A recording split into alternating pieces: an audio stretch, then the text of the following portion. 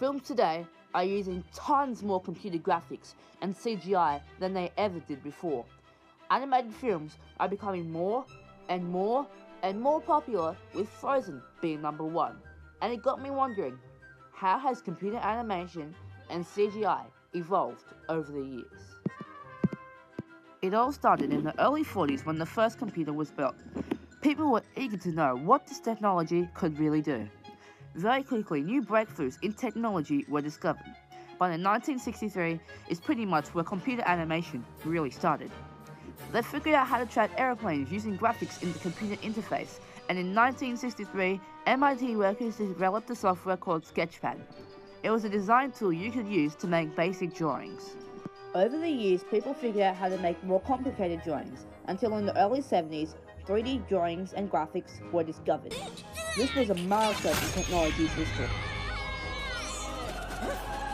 Around the same time, the University of Utah had started the Computer Graphics Division, led by Dave Evans. This division attracted some very talented artists. These talented workers created video games like Mario, and the soon-to-be Pixar founder Ed Catmull created the first ever 3D animation called a 3D animated hand. It was a long process. He got a model of his left hand, digitized it, and wrote a program to animate it.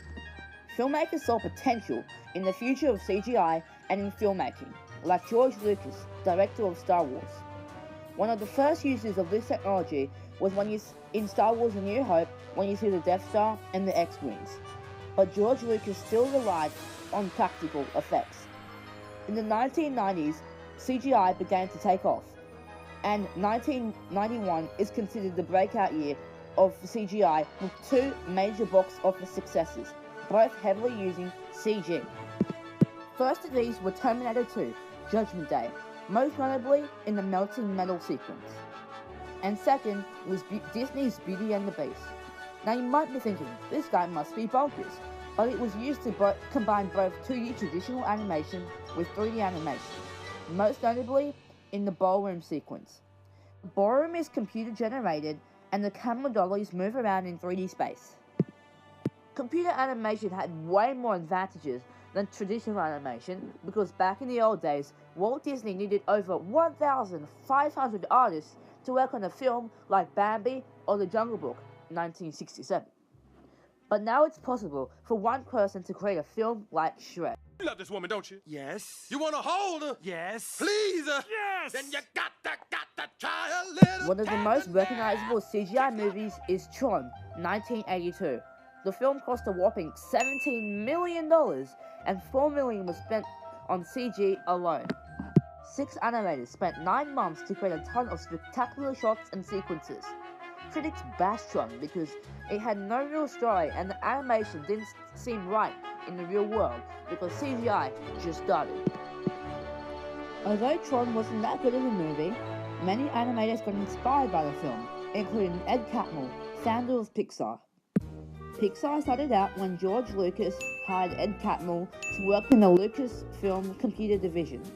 A few years later, John Lasseter and Steve Jobs were hired. Ever since then, they were creating short films, and then in 1986, they named themselves Pixar. 9 years later, Pixar did at what the time seemed like the impossible. They created the first fully computer animated film, Toy Story. When Toy Story started out, nobody had faith in Pixar.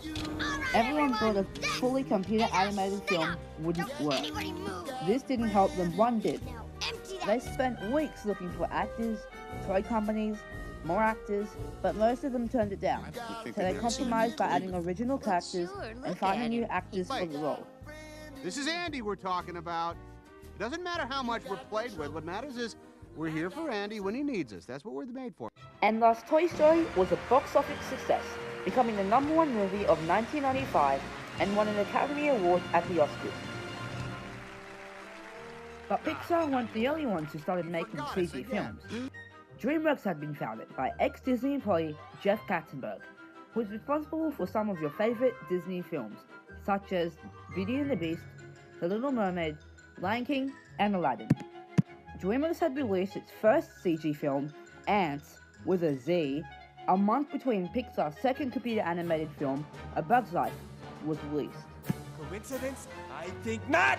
Around this time, people started realizing that CG was the way to go, and it was slowly being used and seen everywhere in different ways, some in television shows, advertisements, and in video games. CG has advanced so much since it first started, and I find it interesting that when it first started, people avoided tasks like fur, hair, and clothes. That's why Toy Story was created with very little of these elements. And what's also interesting to note is that Pixar and DreamWorks both released a film on bugs because of the limitations of technology at the time. But now it's being used for some more complicated tasks. With that in mind, I'm going to show you a timeline of the journey CGI has taken since it first started.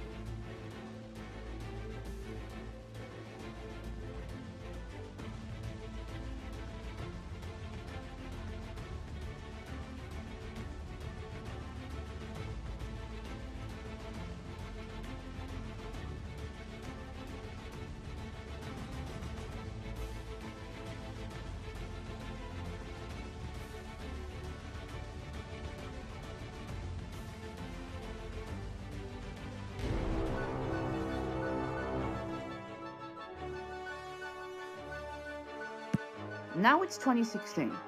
Things have changed since 1963, and computers are capable of creating more photorealistic images on the computer. And with all the high standards of blockbuster films, my question for you is, does CGI not live to the expectations? Does it end up looking fake? There's a video about this by the guys over at Rocket Jump on YouTube who answered this question, called Why CGI Sucks, except it doesn't.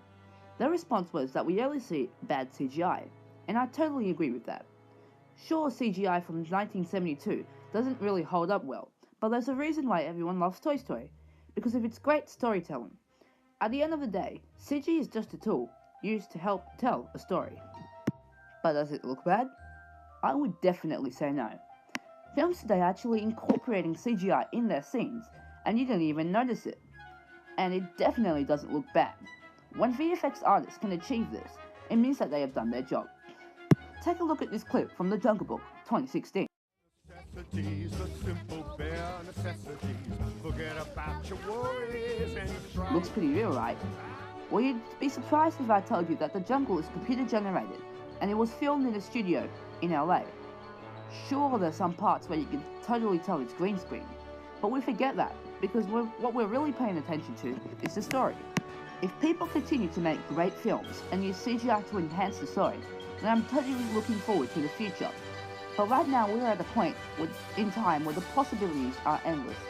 Technology has come a long way since 1942, 1963, 1995, and it is still advancing.